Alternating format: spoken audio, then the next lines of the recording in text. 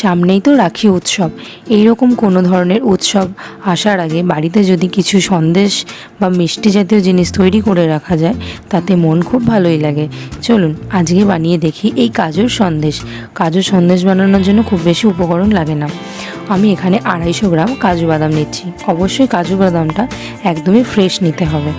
আমি কাজু বাদাম এখানে 3 থেকে 4 ঘন্টার জন্য ভিজিয়ে রাখবো।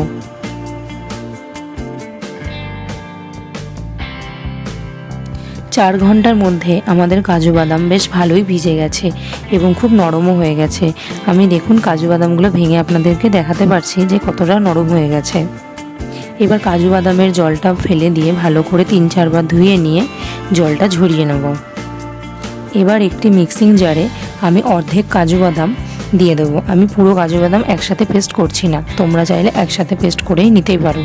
এবং এখানে একটি মেন জিনিস, যেটা খুব বেশি জল দিয়ে এটাকে পেস্ট করা যাবে না, একদমই সামান্য সামান্য জল দিয়ে পেস্ট করতে হবে।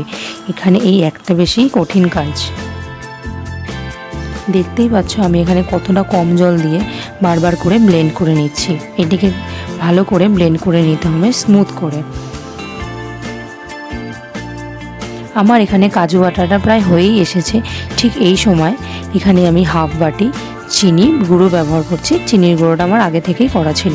এখানে একটা মাপ তোমাদেরকে অবশ্যই মনে রাখতে হবে। আমি এখানে যে 3 বাটির মাপে কাজু বাদাম নিয়েছি, সেই বাটির মাপেই আমি এখানে 2 বাটি চিনির গুঁড়ো দেব।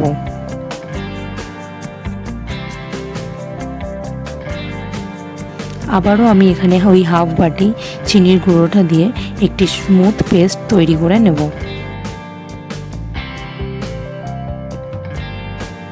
দেখতেই পাচ্ছ এটা কতটা স্মুথ তৈরি হয়েছে। ঠিক এইরকমই স্মুথ তোমাদেরকেও তৈরি করে নিতে হবে। একটি কড়াইতে এবার আমি কাজু বাদামের পেস্টটি দিয়ে দেবো এবং এখানে আমাদের বিশেষ কিছু আর করণীয় নেই। এবার আমাদের এই রান্নাটি 20 থেকে 25 মিনিট সময় লাগবে, যেটাকে আমাদের লো ফ্লেমেই করতে হবে। একদম মিডিয়াম ফ্লেম বা হাই ফ্লেমে দেওয়া যাবে না। হাই ফ্লেম বা মিডিয়াম ফ্লেমে দিলে কিন্তু নিচ দিয়ে পোড়া লেগে যাবে, তাতে কিন্তু একদমই ভালো লাগবে না সন্দেশটি খেতে। কন্টিনিউ কিন্তু আমাদের এটাকে ভালোভাবে নেড়ে যেতে হবে। 1 মিনিটের জন্যও কিন্তু না নাড়লে এটা নিচ দিয়ে ধরে যেতে পারে। কাজুর পেস্টটি দেখতেই পাচ্ছ কতটা শুকিয়ে এসেছে এবং কালারটাও চেঞ্জ হয়ে আসছে। আস্তে আস্তে এটা আরও শুকিয়ে একটু ডো মতন তৈরি হয়ে আসবে।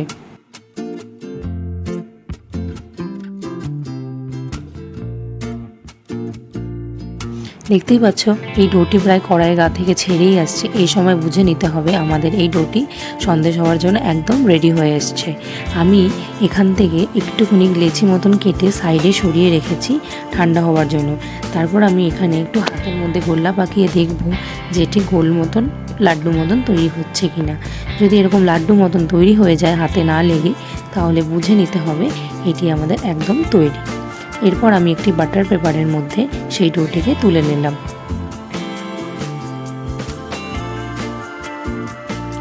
একটু হালকা ঠান্ডা হয়ে আসলে এই বাটার পেপারের মধ্যে দিয়ে যেমন করে আমি মেখে নিচ্ছি ঠিক সেইভাবেই তোমরা মেখে নেবে, যাতে হাত না লাগে আর গরমও না লাগে। বাটার পেপারের মধ্যে দিয়ে মাখলে কী হবে, গরম অবস্থায় মাখাও যাবে আর হাতেও গরম লাগবে না। এই প্রসেসটা ঠিক আমাদের 5 থেকে 6 মিনিট করে নিতে হবে। দেখতেই পেয়েছো ঠিক কিভাবে আমি করলাম, ঠিক তোমরা সেইভাবে করে নেবে। হাত দিয়ে মাখতে মাখতে প্রায় ঠান্ডা হয়েই গেছে। দেখো আমি হাত দিয়ে ধরে নিচ্ছি। এরপর আরেকটি বাটার পেপার ওই ডোয়ের উপরে দিয়ে এবার আমি একটু হালকা হাতের সাহায্যে প্রেস করে নিয়ে একটি বেলনের মাধ্যমে আমি বেলে নেবো একটু পাতলা করে।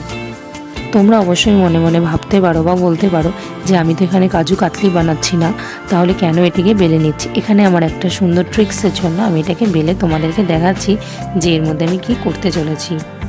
এখানে আমি এই সিলভারের পারদ নিয়ে সেটির ওপরে একটু একটু করে লাগিয়ে দিতে চলেছি। যারা এই কাজু কাতলি বানাতে চাও তারা এই সিলভারের পারদ লাগিয়ে একদম ঠান্ডা করে নিয়ে, মানে 2-2.5 ঘন্টা পর এইভাবে রেখে দিয়ে 2-2.5 ঘন্টা পর এটিকে নিজেদের মতন সাইজে কেটে নিলেই হবে। কিন্তু আমি যেহেতু কাজু কাতলি বানাচ্ছি না, কাজু সন্দেশ বানাচ্ছি, তাই আমি আরেকবার দেখাবো এই প্রসেসটা আমি কেন করছি।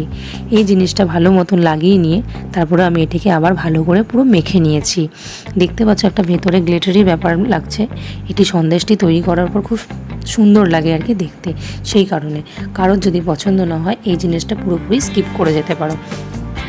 ভালো করে মেখে নেওয়ার পরে এবার আমি আমার এখান থেকে ছোট ছোট করে লেচি কেটে নিয়ে প্রথমে রসগোল্লার মতন গোল করে নিয়ে একটু হালকা হাতের মাধ্যমে একটু ঠেসে দিলাম।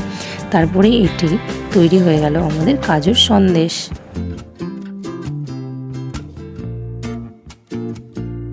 দেখতেই পেলে আমি এই কাজুর সন্দেশ কত সহজে তৈরি করে নিলাম।